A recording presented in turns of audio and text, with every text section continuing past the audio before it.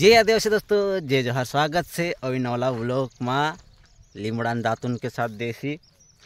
और आज आपनो छे बुकड़ा गुवाव्या बुकड़ा चरना मन रहा।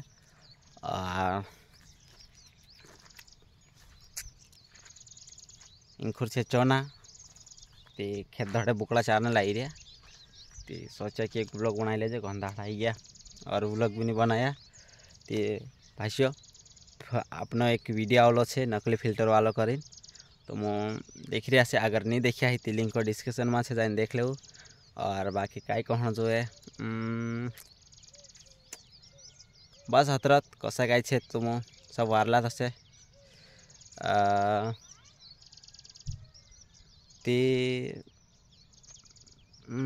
वीडियो देख लेजो कसा गाय लागे। और बाकी अपनो भी सॉन्ग रिकॉर्डिंग कर देला छे भंगरियान सभी जान, मतलब बहुत जल्दी आने वाला छे। देख ले तुम्हारे हिसाब से कौन गाय छे। रिकॉर्डिंग तो है गई छे वहाँ करला छे हम श्री श्याम रिकॉर्डिंग स्टूडियो पलसूत।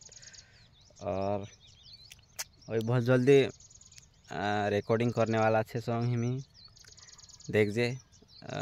याति पर भी जानो छे भीम भैया सा भी और पलसूत भी करना छे।